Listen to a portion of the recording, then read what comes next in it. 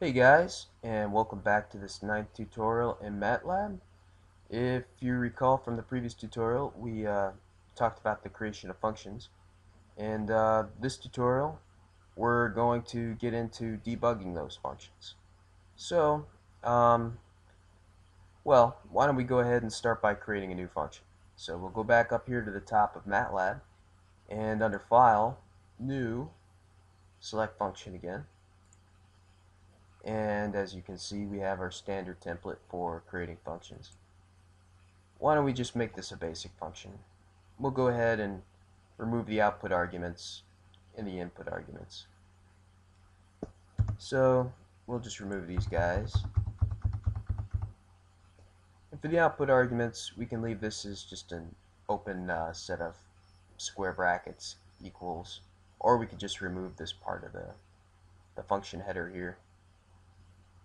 But anyways, let's give this function a name. We'll call it rdebug function, I guess. Okay, that works. So let's start by creating a couple of variables in this function. Could create a variable called I don't know, Bob again. Set equal to 4. Create another variable, call it Joe. We'll set that equal to 6. And maybe a Phil. Yeah, okay. We'll do a Phil and call that a, I don't know, a 1. Alright. So we have this basic function. Well, first let's save our function. Go ahead up here to the Save button, and it's going to save as default the name of our function again that we supplied. So click Save. And if you recall back here in MATLAB, you see that in the current working directory our function exists as a file now, so that's good. Anyways, the first thing you'll notice are these red lines underneath each one of these variables. That's just saying that we created these variables, but we're not actually using them in anything like a mathematical statement or something, or returning them either. But anyhow, I digress. If you're familiar with programming at all, you're probably familiar with what are called breakpoints. But if you're not, that's okay. To create a breakpoint, all you have to do is go next to a particular statement in your code or in this function and left click next to it. And this is a breakpoint, this red circle here. So when you run this function, it's going to break execution. It's going to stop right before executing this statement. So if we run our function, well, we can run it in here, or we can run it directly from within the editor. I usually do it this way just because, I don't know, I like working with the editor. So this is our run button. Just click this guy. And as you can see, when we run, we have this little green arrow now next to the statement where we put our red circle, our breakpoint. That just means that code is stopped at this location. Well, I guess you could say it's broken. I don't know. But since it's stopped right before the execution of the statement, Bob equals 4 was never executed, so we don't have a variable created called Bob yet. If you go back over here, you can see I'm not lying, so it's not in our workspace. We don't have a Bob yet.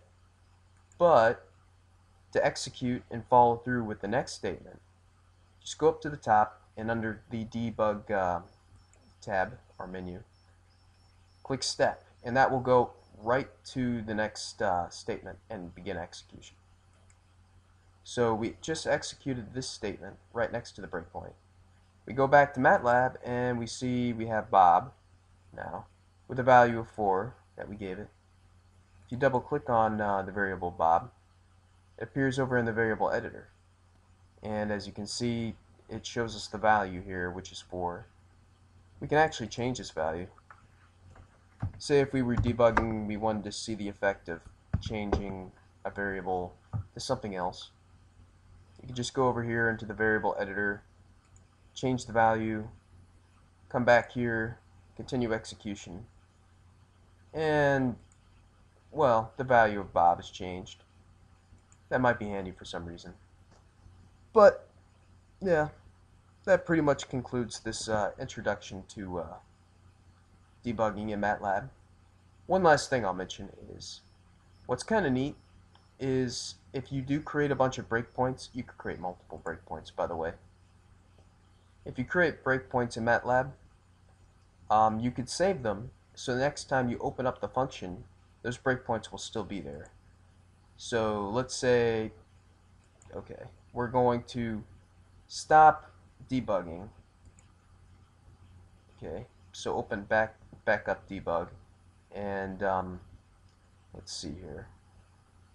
Exit debug mode. You see our green arrow is gone now.